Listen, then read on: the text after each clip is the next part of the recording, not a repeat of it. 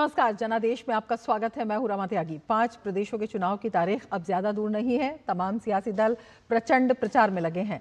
आज का दिन भी बेहद खास रहा। सोमवार का दिन राजनीति का सुपर सोमवार साबित हुआ। ये हम नहीं कह रहे हैं, बल्कि आज कोलकाता से दिल्ली और चेन्नई में जो सियासी घटनाक्रम घटा, उसने आज का दिन सुपर सियासी सोमवार बना दिया।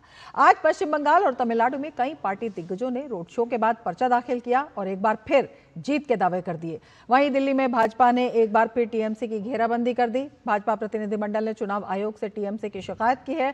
आखिर क्या शिकायत की है, क्या तर्क हैं, इस पर भी होगी विस्तार से चर्चा। दूसरी तरफ केरलम और पुदुचेरी का चुनाव भी दिलचस्प मोड़ पर पहुंच गया है। हर खबर पर विस्तार से बात करेंगे, मगर सबसे पहले देख लेते हैं हेडलाइंस। पश्चिम बंगाल चुनाव को लेकर तेज हुआ वार पलटवार। आज दिल्ली में भाजपा प्रतिनिधिमंडल ने चुनाव आयोग से की टीएमसी की शिकायत। बंगाल में माहौल खराब करने का लगाया गंभीर आरोप। स्वतंत्र और निष्पक्ष चुनाव की मांग।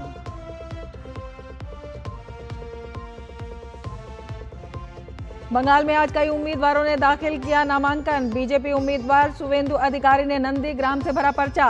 जीत की फिर भरी हुंकार। टीएमसी प्रत्याशियों ने भी झोंकी पूरी ताकत।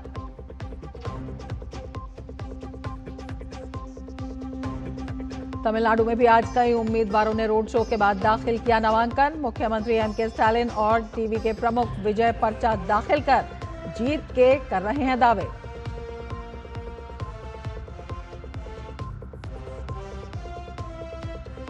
पश्चिम एशिया के घटनाक्रम को लेकर अंतर मंत्रालय प्रेस कॉन्फ्रेंस हुई। कहा, देश में पेट्रोल, डीजल और एलपीजी की पर्याप्त उपलब्धता। जनता से की अफवाह पर ध्यान न देने की अपील।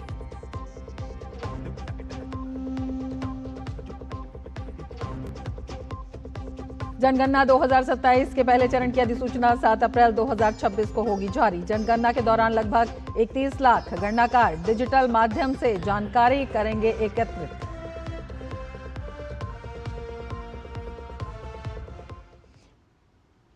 और अब जनादेश की शुरुआत करते हैं आज की बड़ी खबर के साथ।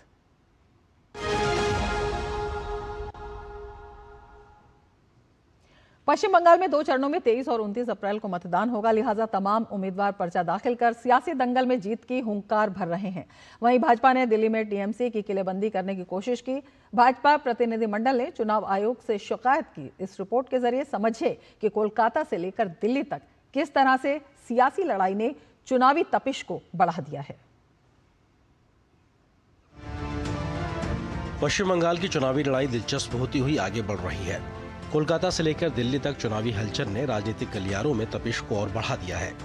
बंगाल में दीदी की दादागिरी पर कमल के सिपाहियों ने टीएमसी की किलेबंदी करने की कोशिश की। भाजपा डेलीगेशन ने चुनाव आयोग से मुलाकात कर शिकायतों की एक लिस्ट राउंड टेबल पर रख दी। भाजपा का आरोप है कि बंगाल में टीएमसी माहौल खराब कर रही है। पश्चिम बंगाल में चुनाव को पूरा हाईजैक करने के लिए, लोकतंत्र को पूरा कब्जा करके, लोगों को अपना मत देने का अधिकार को वंचित रख करके, डरा धमका करके पश्चिम बंगाल में जो तबाही मचा रखा है, वहाँ के मुख्यमंत्री ममता बनर्जी और तृणमूल कांग्रेस ने जो हालात बना के रखा है, उसको लेकर के गंभीर चर्चा इलेक्शन कमीशन ऑफ इंडिया के साथ हम लोगों ने बैठक की। बंगाल में 2 फेज में चुनावी लड़ाई होनी है, लिहाजा पर्चा दाखिल करने का दौर चल रहा है। भाजपा नेता शुवेंदु अधिकारी ने हल्दिया में भव्य रोड शो करने के बाद अपना नामांकन दाखिल किया। इस मौके पर उन्होंने एक बार फिर प्रदेश में कमल खिलने और भाजपा सरकार बनने का दावा कर दिया। नंदीग्राम में मैं कितने वोटों से जीतूंगा, ये आप लोग तय करेंगे। 2 बातें कह के जा रहा हूँ, इसे अपने मोबाइल में रिकॉर्ड करके रखिए। 4 मई को पश्चिम बंगाल में भाजपा की सरकार बन रही है और बन रही है। और एक बात कह के जा रहा हूँ, नंदीग्राम की तरह भवानीपुर में भी ममता बनर्जी हार रही हैं। इस बार बंगाल में सत्ता परिवर्तन तय है। ममता बनर्जी जी को सत्ता से बेदखल करके ही बंगाल की जनता रहेगा। भारी बहुमतों से भारतीय जनता पार्टी की विजय होगा। पश्चिम बंगाल में सरकार की लचर व्यवस्था पर भाजपा लगातार हमलावर है। दिलीप घोष ने एक बार फिर टीएमसी को आड़े हाथों लिया और आरोपों की मिसाइलें दाग दी। बंगाल में संख्यालघु समाज पीड़ित हैं, आदिवासी, कुर्मी, सबके साथ इन लोगों ने ऐसा ही किया है। किसी का विकास नहीं हुआ है। और सबको बंगाल छोड़कर दूसरी जगह जाना पड़ रहा है कमाई के लिए। जहां एक और दिल्ली में दंगल से सियासी पारा हाई है, तो वहीं चुनावी रण में तमाम धुरंधर प्रचार के जरिए एड़ी चोटी का जोर लगाए हुए हैं। पश्चिम बंगाल सरकार में मंत्री और श्यामपुकुर विधानसभा क्षेत्र से टीएमसी उम्मीदवार शशि पांजा ने पुथुरिया घाट में चुनाव प्रचार कर जीत के दावे किए, तो मुर्शिदाबाद में आम जनता उन्नयन पार्टी प्रमुख हुमायूं कबीर ने भी खुद को ए टीम का कप्तान बताया। गैस का दाम बढ़ा रहा है बीजेपी, एसआईआर में नाम काट रहा है बीजेपी। इससे बचने के लिए तृणमूल कांग्रेस को वोट देना है। एक और जहां टीएमसी और भाजपा एक दूसरे पर आरोपों की तलवार ताने हुए हैं, तो वहीं चुनाव से पहले पश्चिम बंगाल में एक और प्रशासनिक फेरबदल के तहत विभिन्न जिलों में कार्यरत 83 ब्लॉक डेवलपमेंट ऑफिसर और एक असिस्टेंट रिटर्निंग ऑफिसर के तबादले के प्रस्ताव पर मोहर लगा दी गई है। इस फेरबदल को चुनावी तैयारियों का हिस्सा माना जा रहा है। खैर, एक बात साफ है कि जैसे जैसे पश्चिम बंगाल में चुनाव की तारीख नजदीक आ रही है, बंगाल की सियासी फाइट दिलचस्प होती जा रही है। दिल्ली से अमरेंद्र गुप्ता और कोलकाता से सौरभ दत्ता के साथ ब्यूरो रिपोर्ट, टीडी न्यूज। और कोलकाता से हमारे संवाददाता सौरभ दत्ता हमारे साथ जुड़े हुए हैं और ज्यादा जानकारी के साथ। सौरभ, जिस तरह से लगातार देख रहे हैं, दीदी चुनाव आयोग को निशाने पर ले रही है और अब दीदी की दादागिरी पर बीजेपी ने चुनाव आयोग में शिकायत कर दी है। किस तरह से सियासी पारा लगातार चढ़ता हुआ? जी देखिए, ये जो शिकायत हुआ है ये ममता बनर्जी के पिछले 7 या 10 दिनों में आप अगर देखेंगे, एक के बाद वो एक जो रैली वो कर रही है, उस रैली में वो लगातार ऐसी बातें बोल रही है जो संसदीय जो गणतंत्र में वो बातें ना बोले जाए तो ही अच्छा है। ये रीत के खिलाफ है, गणतंत्र के रीत के खिलाफ है, भारत के रीत के खिलाफ है। लेकिन वो लगातार हमलावर है। और इसमें जो सबसे बड़ी जो बात है, जो बातें ममता बनर्जी ने कही, उसमें एक बात उन्होंने कही है कि ऐसा व्यवस्था कर देंगे कि बीजेपी कार्यकर्ताओं के लिए कि वो पीठ पे पोस्टर बांधकर घूमेंगे और कहेंगे कि मैं बीजेपी नहीं करता, मैं बीजेपी नहीं करता, मैं बीजेपी नहीं करता। ये जो बयान है, इसको माना जा रहा है एक तरफ से ये सीधी और धमकी है उन कार्यकर्ता को जो कार्यकर्ता इस बार बीजेपी के साथ है। वो कहीं ना कहीं उनको डराना चाहती है, धमकाना चाहती है, ऐसा बीजेपी का कहना है। और साथ साथ इसको ये भी उनका कहना है कि आज पिछले 10 दिनों से ममता बनर्जी जब जिले जिले जा रही है, खुद आंखों से देख रही है कि उनका पकड़ 15 साल के भी बाद कैसा है। ये वो काफी एक्सपीरियंस लीडर है, भाप लेती है, जल्दी भाप लेती है। तो उससे भी बीजेपी का कहना है कि वो समझ रही है कि वेदर अच्छा नहीं है, मौसम बिगड़ने वाला है।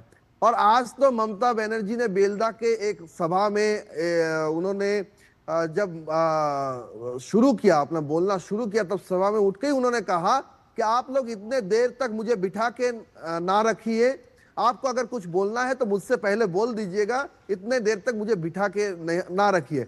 ये ममता बनर्जी के जो इमेज है उससे कितना जाता है, इसको लेकर उसके दल में ही क्वेश्चन है।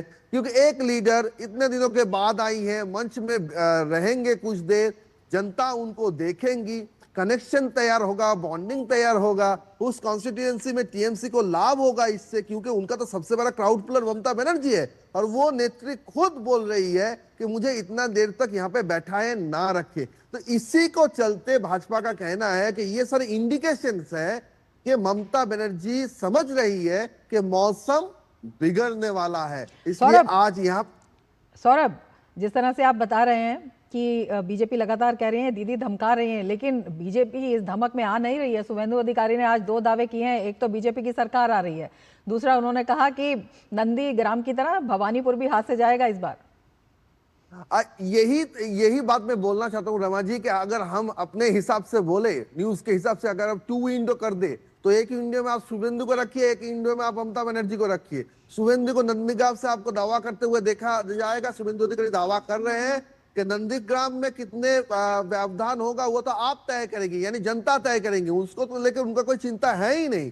और वो कह रही है ऑन माइक, आप मोबाइल रिकॉर्ड कर लीजिए, इतना कॉन्फिडेंस दिखा रही है कि आप मोबाइल रिकॉर्ड कीजिए, भवानीपुर में भी हार रही है ममता बनर्जी। आप दूसरे विंडो में आइए और यहाँ पे देखिए ममता बनर्जी क्या कर रही है, अपने दल के नेताओं को कह रही है कि मुझे इतने देर तक बिठा कर मत रखिए। कल क्या हुआ, कल पुरुलिया में हुआ कल या परसों होगा, परसों ही होगा। क्या हुआ कि उन्होंने पुरुलिया में गए थे, वो एक आदिवासी कॉन्स्टिट्यूएंसी है, तो उन्होंने माइक में बोलना शुरू कर दिया कि औलची की भाषा के लिए उन्होंने बहुत कुछ किया। तो एक नेता उठकर कहे कि औलची की भाषा नहीं है, ये औलची की हड़प है, सावतली भाषा है, तो उनको बोलने लगा तुम चुप बैठो, तुम जाके बैठो, मैं जानता हूं सब, मुझे बताने की जरूरत नहीं है। दावे हैं, ये जो लगातार सियासी पारा लगातार चल रहा है। बिल्कुल आप नजर बनाए रखिए। बहुत शुक्रिया तमाम जानकारी के लिए। और अब बात करते हैं तमिलनाडु की। तमिलनाडु विधानसभा चुनाव पर भी देश की जनता की नज़र टिकी हुई है। इस राज्य का चुनाव हमेशा से ही दिलचस्प रहा है क्योंकि यहाँ की राजनीति फिल्मी सितारों के चारों ओर घूमती दिखाई देती है। आज का दिन भी बेहद खास रहा क्योंकि आज टीवी के प्रमुख विजय और एमके स्टालिन ने पर्चा दाखिल किया। 23 अप्रैल को तमिलनाडु विधानसभा चुनाव से पहले सियासी पिच लगभग तैयार है। तमाम खिलाड़ी रण में उतर अपनी अपनी जीत के दावे ठोक रहे हैं। फाइनल मैच से पहले तमाम सियासी दलों के उम्मीदवार नामांकन करने पहुंचे। मुख्यमंत्री एमके स्टालिन ने आज चेन्नई में कोलाथुर निर्वाचन क्षेत्र से डीएमके उम्मीदवार के रूप में अपना नामांकन दाखिल किया। पर्चा दाखिल करने के बाद मुख्यमंत्री एमके स्टालिन ने रोड शो के जरिए अपनी ताकत दिखाने की कोशिश की। हमारी ये जीत पिछली 3 जीतों से भी बड़ी होगी। मैं अपार जन समर्थन देख पा रहा हूँ। तमिलनाडु की लड़ाई दिल्ली से है। इस बार की जीत हमारे लिए वाकई में बहुत बड़ी होगी। अभिनेता से राजनेता बने टीवी के प्रमुख विजय ने आज अपना पर्चा दाखिल कर पॉलिटिक्स पारी की शुरुआत कर दी है। फिल्मों में एक्शन के जरिए फैंस को प्रभावित करने वाले विजय अब सियासी पिच पर आगाज करने वाले हैं। विजय पेराम्बूर और तिरुचि में चुनावी रण में हैं। दरअसल तमिलनाडु विधानसभा चुनाव नजदीक आने के साथ ही सत्ताधारी डीएमके और विपक्षी एआईएडीएमके ने अपने चुनावी घोषणा पत्र जारी कर दिए हैं। घोषणा पत्र जारी होने के बाद अब इंतजार फाइनल फाइट का है। हालांकि उससे पहले प्रचंड प्रचार के दौरान दिग्गजों के बयानों के शोर भी सुनाई देने वाले हैं। चेन्नई से अक्षय नाथ की रिपोर्ट, डीडी न्यूज। और चेन्नई से हमारी संवाददाता अक्षय नाथ हमारे साथ इस वक्त जुड़ी हुई हैं। अक्षय, अगर आपसे समझना चाहें, तमिलनाडु के अगर विधानसभा चुनाव की बात करते हैं तो सितारों की चमक वहां पर हमेशा दिखाई देती है। डीएमके और एआईडीएमके की फाइट के बीच में टीवी के विजय की एंट्री किस तरह से जो समीकरणों को बदलने की क्या कुछ ताकत रखती है, इस पर सबकी नजर है। रमा, अगर हम यहाँ पे तमिलनाडु के बारे में पॉलिटिक्स देखेंगे तो हमें पता है कि पिछले कई सालों से जब फिल्म स्टार्स पॉलिटिक्स में एंटर करता है तो उनका जो चुनावी में उनके विजय का जो प्राप्त है वो ज़्यादातर ज़्यादा होता है। और ये हमने एमजीआर के टाइम पे, जयललिता के टाइम पे और एक्टर टर्न पॉलिटिशियन डीएमडी के लीडर विजयकांत के टाइम पे भी दिखा है। और अब हम देख रहे हैं कि विजय जो है टीवी के का लीडर और सुपरस्टार तमिलनाडु सिनेमा में, वो अभी चुनाव लड़ने के लिए आया है। और उन्होंने कहा है कि सारे के सारे सीट्स उनके पार्टी इंडिपेंडेंटली कंटेस्ट करने वाला है। और उन्होंने सारे कैंडिडेट्स के लिस्ट भी दिया है अभी। और उनमें से अगर हम देखेंगे तो कई सारे डॉक्टर्स और प्रोफेशनल्स उन्होंने सेलेक्ट किया है। और कुछ लोग जो सीनियर पार्टी मेंबर्स हैं वो अलग पार्टी से टीवीके में एंटर हुए लीडर्स भी है। तो हम देख रहे हैं कि एक मिक्स्ड बैग विजय ने दिया है तमिलनाडु चुनाव के लिए। और उनका जो पॉपुलैरिटी है आज वो ग्राउंड जीरो में भी हमने देखने को मिला। जैसे कि आज कोलतूर में हमने देखा कि सीएम एमके स्टालिन आके उनके नॉमिनेशन फाइल किया था। और 2 घंटे के बाद हमने देखा कि विजय का एक कैंपेन, इलेक्शन कैंपेन चेन्नई में जो शुरू हुआ है वो कोलतूर में था, जो है सीएम एमके स्टालिन का कॉन्स्टिट्यूएंसी। और हमने देखा कि कई सारे लोग जो यंग वोटर्स बोलते हैं, लाइक 18 to 35 या 18 to 40 इयर्स का एज ग्रुप का जो लोग थे वो ज़्यादातर वहाँ पे मौजूद थे। और कई सारे लोग जिनसे हमने बातचीत की थी वो बोल रहे थे कि उनको जो अभी का मानना है कि हर बार डीएमके और एआईडीएमके के लिए ही लोगों ने वोट किया है, क्यों नहीं एक तीसरा पार्टी जो नया पार्टी है उनको चांस क्यों ना दे। तो विजय का सपोर्टर्स का क्वेश्चन यही था। और ये भी सवाल उठ रहा था कि डीएमके और एआईडीएमके के बारे में कई सारे करप्शन चार्जेस है, कई सारे मिनिस्ट्रियल इश्यूज है। तो क्यों नहीं एक नया फेज़ हम ना चुने। तो ये एक तरफ होते हुए हम देख रहे हैं कि यहाँ पे जब तमिलनाडु के बारे में बोले तो द्रविडियन पार्टीज़ का जो स्ट्रॉन्ग होल्ड है तमिलनाडु डीएमके और एआईएडीएमके का, वो हमें we can't set it aside. तो ऐसे ही बात करते हुए हम देख रहे हैं कि एंटी इनकम्बेंसी फैक्टर जो डीएमके के खिलाफ है वो बिल्कुल है ही, और एनडीए एक महागठबंधन यहाँ पे तमिलनाडु में बना चुका है, और वो महागठबंधन बहुत ही क्लोज निटेड कॉन्टेस्ट देने के लिए बहुत ही कोशिश भी कर रहे हैं। और अगर हम डीएमके के बारे में बोले तो हम देख रहे हैं कि उनके खुद के अलायंस पार्टनर्स के बीच में थोड़ा सा गटगटाहट हम देख रहे हैं, और कई सारे पार्टीज़ ने उनके अनहैप्पीनेस भी रजिस्टर किया है, जैसे कि सीट एलोकेशंस दिया गया है उसमें भी कई सारे पार्टीज़ को वो हैप्पी नहीं है उस बारे में। तो हम देख रहे हैं कि ये क्या इस बार 2026 का इलेक्शन एक 3 कॉर्नर फाइट होगा, वो एक सबसे बड़ा सवाल है। पहले हम 2 कॉर्नर फाइट्स देखते थे 2 द्रविडियन पार्टीज के बीच में, बट इस बार विजय का एंट्री एक 3 कॉर्नर फाइट का पॉसिबिलिटी तमिलनाडु में दे रहा है। एक और अक्षय इम्पोर्टेंट फैक्टर वहां पर सामने आ रहा है कि जो छोटे दल हैं उनको काफी तवज्जो दी जा रही है, तो ये छोटी पार्टीज किस तरह से एक बड़ा इम्पैक्ट वहां पर रखने वाली हैं? अगर हम देखें तो कई सारे इलेक्शंस में हर एक बार जो छोटा मोटा पार्टीज़ जब द्रविडियन पार्टीज़ के साथ हाथ मिलता है तो उस टाइम को वो कन्वर्शन रेशोज़ ज़्यादातर होता रहता है। जैसे कि सेक्युलर प्रोग्रेसिव अलायंस जो डीएमके का है उसमें वीसीके, डीएमडीके और हम देख रहे हैं सीपीएम, सीपीआईएम और कई सारे मुस्लिम लीग पार्टीज़, वो सारे एक साथ आने में हम देख रहे हैं कि कई सारे माइनॉरिटी वोट बैंक और कई सारे दलित वोट्स को टारगेट करते हुए एक अलायंस है कांग्रेस डीएमके का। और अगर हम एआईएडीएमके एनडीए अलायंस के बारे में देखें तो बीजेपी, पीएमके, एएमएमके जैसे कि जो पार्टीज़ वहाँ पे हैं वो ज़्यादातर कम्युनिटीज़ अपीसमेंट पार्टीज़ हैं। जैसे कि पीएमके है 1 ईयर कम्युनिटी का स्ट्रॉन्ग होल्ड जो है नॉर्थर्न तमिलनाडु में, और एआईएडीएमके, एएमएमके का प्रेजेंस हम देखते हैं कोंगू बेल्ट जो है वेस्ट बेल्ट और कावेरी डेल्टा रीजन में, और सदर्न रीजन में बीजेपी का प्रेजेंस ज़्यादा है। तो हम देख रहे हैं कि जो एआईएडीएमके के साथ जो हाथ जुड़ा है उनको प्रेजेंस ज़्यादातर पैन तमिलनाडु में है, तो वहाँ पे भी बहुत ही कास्ट बेस्ड एलोकेशंस ये स्मॉल पार्टीज़ लेके आते हैं, और इसी वजह से हम देख रहे हैं कि दोनों डीएमके और एआईएडीएमके ये स्मॉलर पार्टीज़ को ज़्यादातर इम्पोर्टेंस भी दे रहे हैं और उनको एलोकेशंस भी दिया गया है। तो ये आने वाला चुनाव बहुत ही इंटरेस्टिंग होगा, क्योंकि इस बार हम देख रहे हैं कि डीएमके के साथ। बहुत शुक्रिया तमाम जानकारी के लिए। आगे बढ़ेंगे। पुदुचेरी विधानसभा चुनाव में कांग्रेस का मुकाबला कांग्रेस से ही होता नजर आ रहा है। ऐसा लगता है कि पार्टी के लिए कुछ भी ठीक नहीं चल रहा। 2024 के संसदीय चुनावों में अच्छे प्रदर्शन के बाद कांग्रेस वापसी की उम्मीद कर रही थी, लेकिन डीएमके के साथ गठबंधन को अंतिम रूप देने में हुई देरी ने पार्टी के चुनाव प्रचार को मुश्किल में डाल दिया है, क्योंकि 6 उम्मीदवारों ने अपनी ही पार्टी के खिलाफ बगावत कर दी है और गठबंधन सहयोगी डीएमके के लिए अपनी सीटें छोड़ने से इनकार कर दिया है। देखिए हमारे संवाददाता विशाल बैरिस्टो की ये रिपोर्ट। अपने समर्थकों से घिरे हुए ये हैं एन रंगास्वामी, जो पुदुचेरी के मौजूदा मुख्यमंत्री हैं। जहां कांग्रेस अपनी ही अंदरूनी लड़ाइयों में उलझी हुई है, वहीं रंगास्वामी को सत्ता विरोधी लहर की कोई चिंता नहीं दिखती। उनकी पार्टी एनआरसी एक बार फिर बीजेपी के साथ मिलकर चुनाव मैदान में है। काफी उठापटक के बाद कांग्रेस और डीएमके के बीच सेकुलर प्रोग्रेसिव अलायंस यानी एसपीए को औपचारिक रूप दिया गया। कांग्रेस ने 16 सीटों पर अपने उम्मीदवारों की अंतिम सूची जारी की, जबकि 14 सीटें डीएमके के लिए छोड़ दी। पुदुचेरी कांग्रेस के प्रमुख वी वैथिलिंगम ने जोर देकर कहा कि कांग्रेस और डीएमके के बीच कोई नूरा कुश्ती नहीं है। वैथिलिंगम पुदुचेरी से कांग्रेस के मौजूदा सांसद भी हैं। हम अब अपने अलॉटमेंट के लिए 16 उम्मीदवारों की घोषणा कर रहे हैं। कोई ड्रामा नहीं है। असल में समस्या यह है कि ये सीट दूसरी पार्टी डीएमके की है। जब हम इस बारे में पूछते हैं तो कुछ समस्या खड़ी हो रही थी। हमारी समस्या यह है कि हम इस मुद्दे में जाना नहीं चाहते।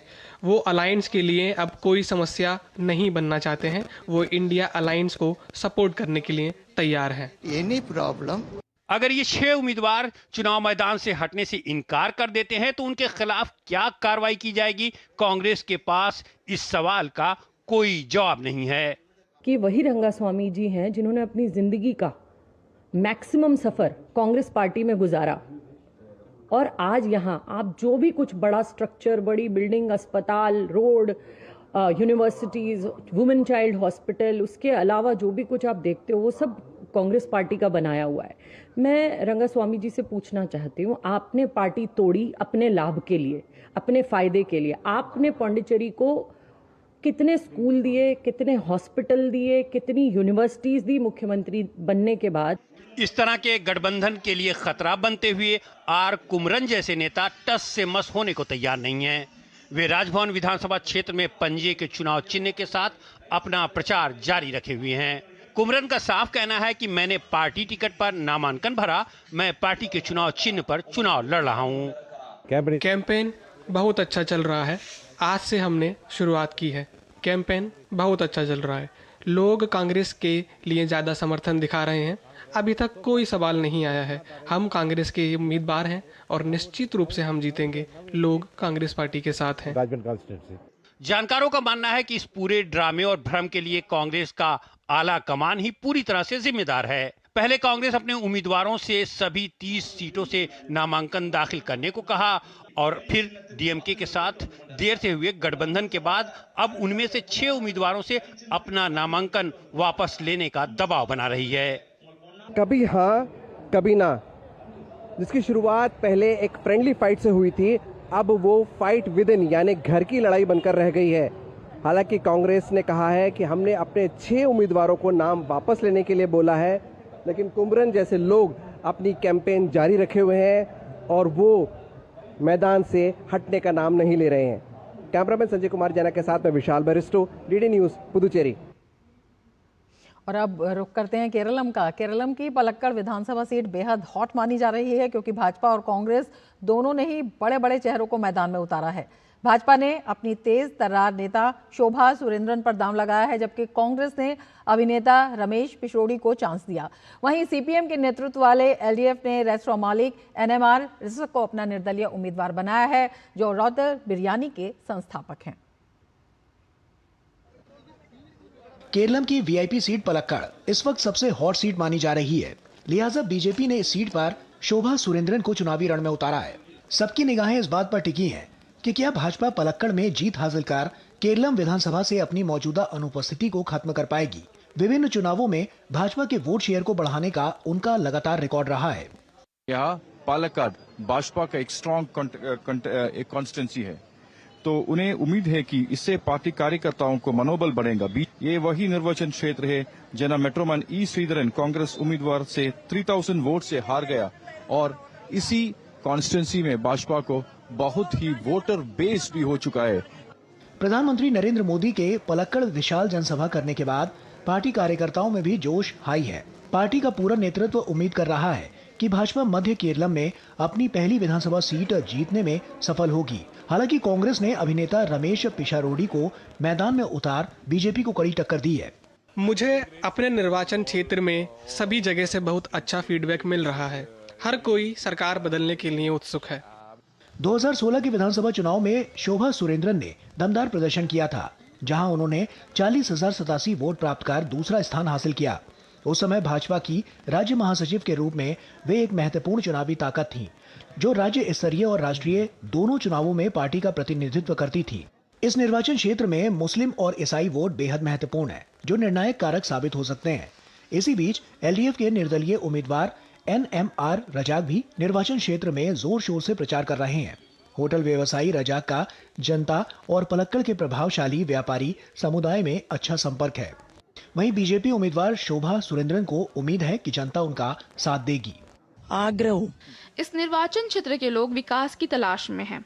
पिछले कुछ दशकों से यहां शासन करने वाले एलडीएफ और यूडीएफ विधायकों ने इस निर्वाचन क्षेत्र की पूरी तरह से उपेक्षा की है। यहां अच्छे अस्पताल नहीं हैं। ग्रामीण क्षेत्रों की सड़कें जर्जर हालत में हैं। बदलाव की आवाज सिर्फ शहरी क्षेत्र से ही नहीं, बल्कि मुख्य रूप से ग्रामीण इलाकों से आ रही है। मुझे हर तरफ से लोगों का स्वागत मिला है।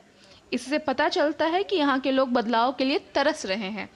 मुझे अपनी जीत का पूरा भरोसा है। पलक्कड़ से विवेक नारायण के साथ ब्यूरो रिपोर्ट डीडी न्यूज। और आइए अब आपको दिखाते हैं केरलम की जनता का राज्य में चल रहे विधानसभा चुनावों को लेकर क्या कहना है। आप देखिए ग्राउंड जीरो से यह खास रिपोर्ट और हमें दीजिए इजाजत। नमस्कार। डेवलपमेंट तो कुछ भी नहीं है यहाँ है। जो 40 साल लोग सत्ता चलाया, पूरा हिंदुस्तान केरल का सत्यानाश करके रखा है।